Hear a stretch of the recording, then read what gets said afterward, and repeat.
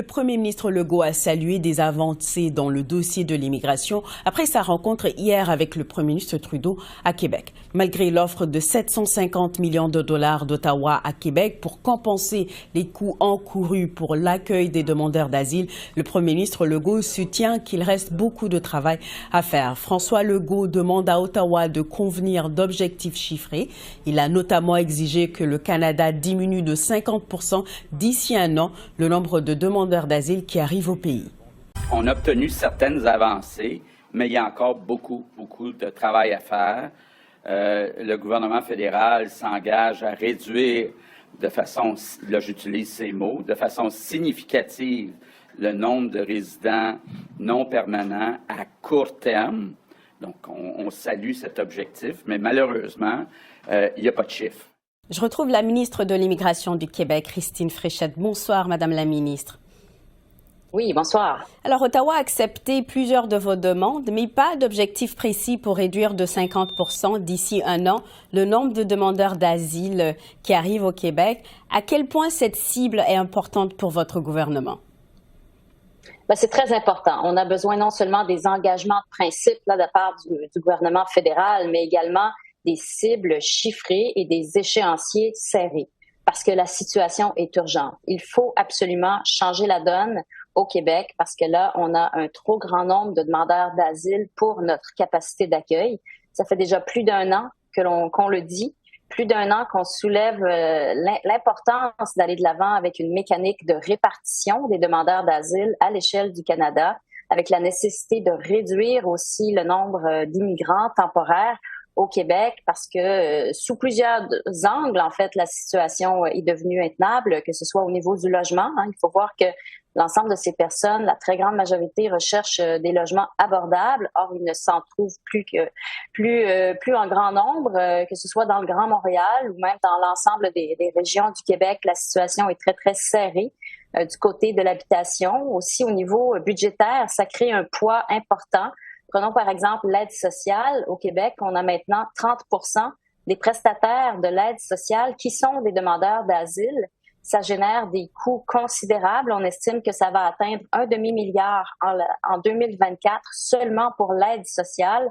Alors, ça crée une pression importante sur nos professeurs également, sur notre système d'éducation, parce qu'on a l'équivalent de 1200 classes d'accueil et de francisation pour les enfants des demandeurs d'asile. Ça fait en sorte d'amener énormément de professeurs dans les services à octroyer aux demandeurs d'asile, alors que nous sommes en pénurie de professeurs pour le système d'éducation classique, normal, québécois. Donc, bref, ça fait sous plusieurs angles une pression considérable, même sur les organismes communautaires. On avait d'ailleurs un des plus grands organismes communautaires, sinon le plus grand, de Montréal, qui la semaine dernière s'exprimait dans les médias pour dire qu'ils étaient plus en capacité d'accueillir adéquatement les gens qui se présentent chez eux, alors qu'ils ont des ressources énormes, considérables.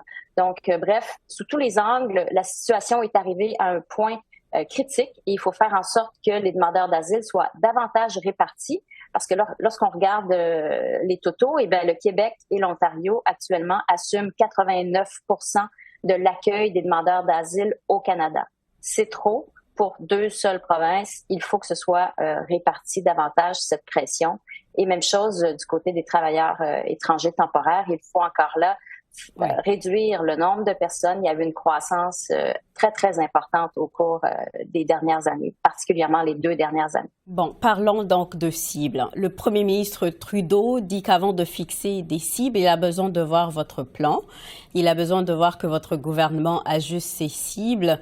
Il rappelle que vous avez le contrôle direct ou indirect sur plus de la moitié des immigrants temporaires au Québec. Est-ce que vous allez ajuster vos cibles?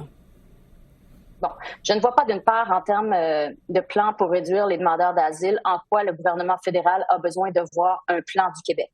Je veux dire, on cumule les demandeurs d'asile dans l'accueil de demandeurs d'asile depuis 2017. On développe notre service, notre bouquet de services auprès des demandeurs d'asile. On demande à couper de moitié au cours de la prochaine année le nombre de demandeurs d'asile qui sont au Québec. Pas besoin d'avoir un plan mis de l'avant par le Québec pour décider d'aller de l'avant au fédéral sur cette question-là. Pour ce qui est des travailleurs du programme Mobilité internationale, PMI. Il faut voir que c'est le programme qui regroupe le plus grand volume de travailleurs étrangers temporaires qui viennent au Québec. Nous, on a un programme qui s'appelle le PTET, Programme de travailleurs étrangers temporaires, qui est beaucoup plus petit. Alors, le programme qui émane du fédéral, il n'est pas nécessairement en lien avec des situations de pénurie dans l'économie. C'est le cas pour le programme qui relève du Québec. Il répond vraiment à des besoins d'employeurs qui sont en situation de pénurie, de grande pénurie dans leur secteur d'activité et qui concernent pour une grande part aussi des secteurs, je dirais, stratégiques, comme par exemple la santé, l'agriculture ou encore l'éducation, l'aérospatiale. Ce n'est pas le cas pour les gens qui viennent à travers le programme fédéral. Donc, c'est important que du côté du programme fédéral, il y a des réductions considérables. On demande une réduction de 50% du nombre de personnes qui viennent à travers le PMI. Et les profils, donc, sont différents pour ce qui est du programme qui relève du Québec. Alors, il ne faut pas s'attendre à avoir nécessairement le même niveau de réduction qui soit requis pour le programme qui relève du Québec. Pour cette raison-là, on doit tenir en compte les impacts que ça aura sur l'économie. Et c'était le ministre Miller lui-même qui me le rappelait, l'importance de tenir compte des impacts sur l'économie. Or, l'impact sur l'économie des travailleurs qui viennent à travers le programme du Québec est différent, très différent de ceux qui viennent à travers le programme fédéral. Alors, vous mentionnez le ministre de l'Immigration fédérale, Marc Miller. Il était à notre émission récemment. Il a dit qu'il était confiant pour la rencontre qui s'est passée, mais qu'il n'était pas naïf. Il a eu des mots assez durs envers le Québec. Il dit qu'il ne sous-estimait pas la capacité de votre gouvernement de faire du théâtre politique dans le dossier. Comment vous réagissez aux propos de Marc Miller qui vous reproche, dans le fond, d'exagérer dans le dossier de l'immigration? Écoutez, les dépenses que l'on a cumulées au cours des 3 dernières années et qui totalisent plus de 1 milliard de dollars, ce sont des dépenses que nous ont fait parvenir les différents ministères concernés. Ministère de l'Éducation, ministère qui est responsable de l'aide sociale, ministère responsable de la santé. Donc, c'est des dépenses réelles qui ont été assumées, engagées par le Québec ces 3 dernières années, 2021 à 2023. Alors, quand on parle de théâtre, là, je vois pas de théâtral là-dedans. Vraiment, c'est des dépenses déjà réalisées, assumées, étiquetées en lien avec des demandeurs d'asile. C'est on ne peut plus concret. Quand on parle d'aide sociale, en ce moment, en 2024, on a 29% des prestataires qui sont à l'aide sociale qui sont des demandeurs d'asile. On estime que si la tendance se maintient en 2024, on atteindra presque le demi-milliard de dollars de dépenses que pour l'aide sociale en 2024. Si le ministre Miller veut avoir la liste des personnes qui reçoivent un chèque, on va en faire la demande, mais je pense pas qu'on en soit là. Vraiment, c'est du très concret. Il n'y a aucun théâtre là-dedans. C'est du véridique et c'est des dépenses qui sont assumées par les Québécois. Et il n'y a pas de raison pour que ce soit les contribuables québécois qui assument ces dépenses-là au nom du Canada. On assume un rôle déjà fort important, généreux, qui exerce une pression considérable sur nos ressources humaines, sur nos services publics. En plus, il faut payer pour offrir ces services-là parce que le fédéral refuse de nous rembourser entièrement. C'est franchement un peu gonflé comme approche, je vous dirais. Bon, est-ce que c'est réaliste de penser que le gouvernement Trudeau va accepter votre demande de réduire de 50% le nombre de demandeurs d'asile? Ben moi, je pense que c'est réaliste. On a une discussion maintenant depuis 1 mois avec les autres ministres de l'Immigration du Canada et le fédéral. M. Miller s'y trouve. Et on a convenu de tenir des rencontres très serrées aux 2 semaines. Et d'ici la fin du mois d'août, on va clore nos discussions. Et normalement, les recommandations que l'on adoptera seront mises en vigueur dès septembre prochain. Alors, je sens que le ministre Miller est volontaire pour agir rapidement. Nous le souhaitons ardemment. C'est impératif que ça aille de l'avant rapidement. Et je vois qu'il y a une ouverture de la part des ministres de l'Immigration des autres provinces. Plusieurs se sont montrés ouvertes à aider à solutionner la situation et à accueillir davantage de personnes demandeurs d'asile chez elles. Il faut voir que plusieurs autres provinces expérimentent des pénuries de main-d'œuvre. Et les demandeurs d'asile, ben, ils ont quand même des compétences.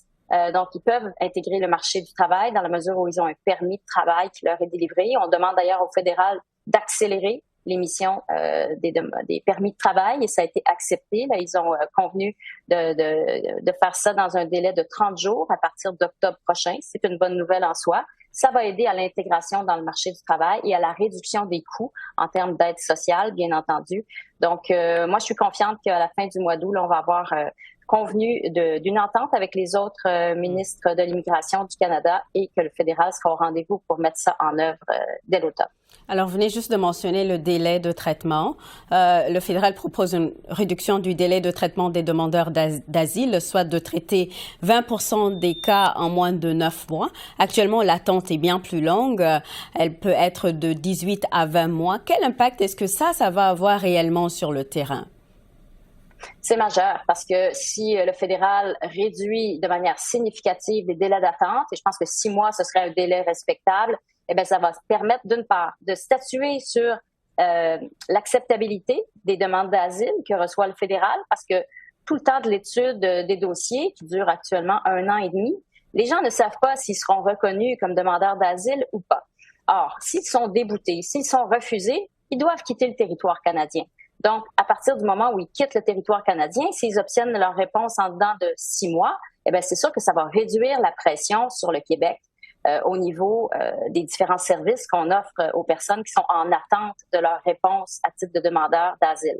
Aussi, si les demandes sont traitées plus rapidement, bien, ça va faciliter l'intégration dans la société québécoise de ces personnes, parce que quand on est incertain au niveau de son statut, eh bien, c'est sûr que c'est plus difficile de s'intégrer. Si ça tarde trop longtemps avant qu'on ait un permis de travail, eh bien, les personnes peuvent être tentées de s'intégrer dans l'économie au noir, informelle, où les conditions salariales ne sont pas adéquates, les conditions de travail ne le sont pas plus, et où en plus il n'y a pas de versement en impôts au gouvernement. Donc, c'est pas ce qu'on souhaite. On souhaite vraiment que les choses soient faites de manière rapide, adéquate et avec la qualité de service à laquelle on aspire, mais qui est maintenant difficile à rendre du fait du trop grand nombre de personnes qui ont des besoins.